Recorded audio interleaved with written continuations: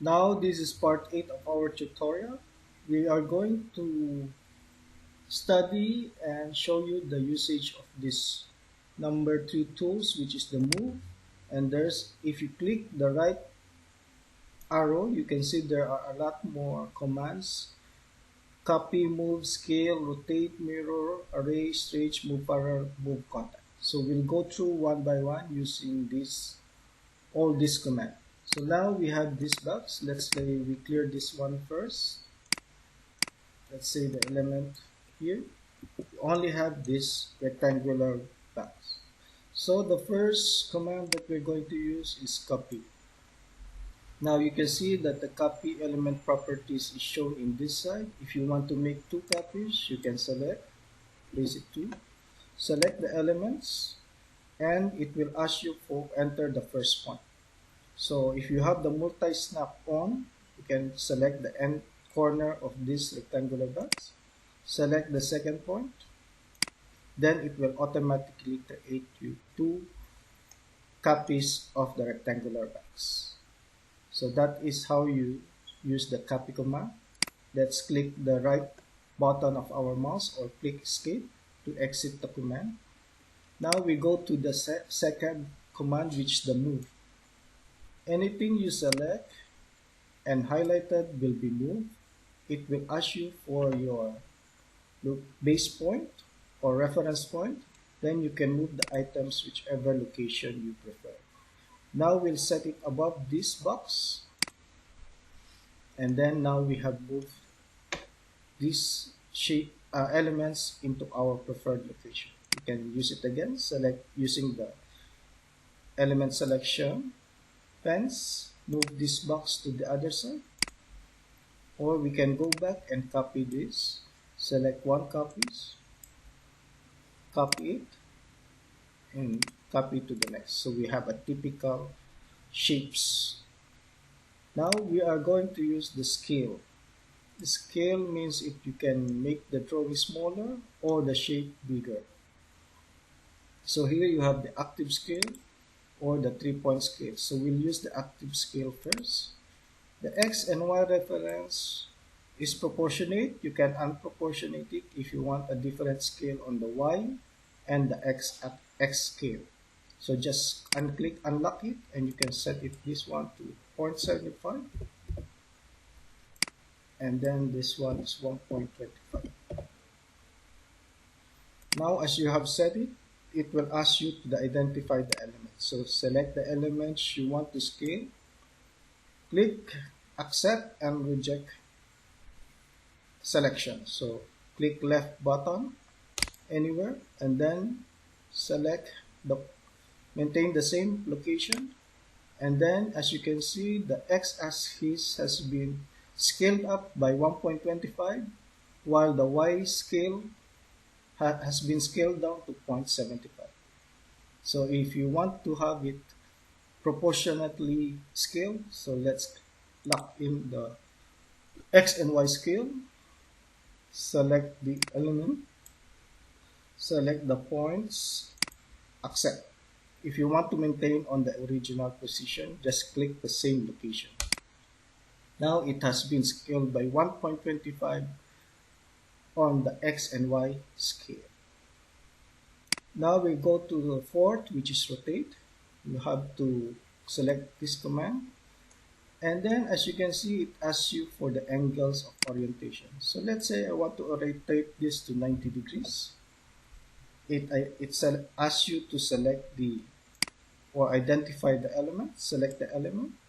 Now you have before you accept or reject the selection, you have to select which point you want to orientate. So we have to select this point and we'll orientate the selection by 90 degrees. As you can see, it's already rotated. Click left to accept, and then it will rotate it 90 degrees. Again, we'll do it, rotate it by, let's say, 180 degrees. It asks you to identify the element. Select the reference point before you accept and reject the selection. Click again the left mouse left mouse button. Again, we'll use it with a different angle. Let's say 45 degrees. Select on this as your reference point. It will select 45 degrees orientation. So now the next command we're going to use is the mirror. Here you are asked in the mirror command which axis you want to to mirror it, either horizontal or vertical. Let's try the horizontal first. Select the elements, create a selection. Let's mirror it horizontally.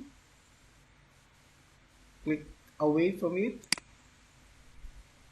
Now you can see it's orientated or mirrored into another location. Now if you want to mirror the object and make a copy, you have to select the mirror, make copy, check this. Select again the element, mirror here. You can see that it has already created another object which is mirrored. Another way is a vertical. To mirror it is vertically. So we use select the vertical, select identify the element, select it vertically, and then you can mirror it. Again, we go back to mirror, select horizontal, select the element, mirror the first point and second.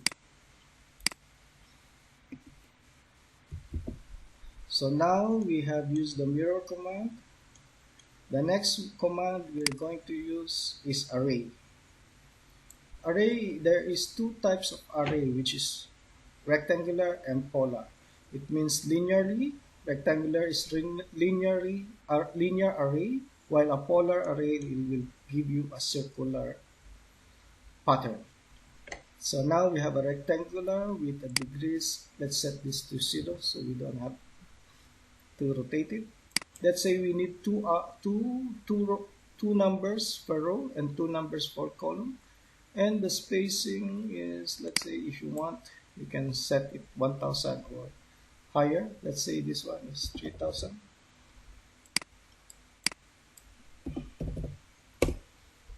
Oh, sorry, 3000. Then it will ask you to identify the element. Click accept. You can see that it already arrayed the element. So let's move this back away from the other elements so you can see it clearer. Array, rectangular, tree, and then select the identify the element. Click accept. Click OK. That is the rectangular array. So now we can use the polar array. You want to select the numbers of items. I will just prefer 4. So the delta angle is the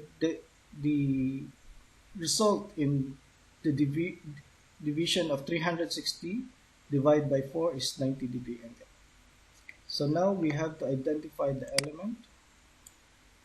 Accept, click the reference, and select the point where you want to rotate or array.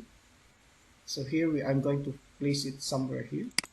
So you can see that it has created three new elements in a circular pattern array.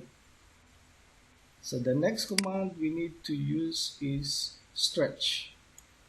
Here, let's say this element, I want to stretch it sideways. So you can use the stretch command. Click the fence, click the first point and stretch it to the desired dimensions. Let's say let's put it another 1000. Going to the left, click OK, and now you can see that the object has been stretched by 1 meter or 1000 mm to the left side.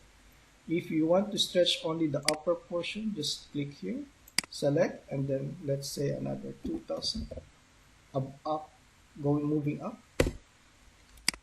That is how you use the stretch command. Click the right side of the button and click escape if you have finished. Now the last command is move parallel.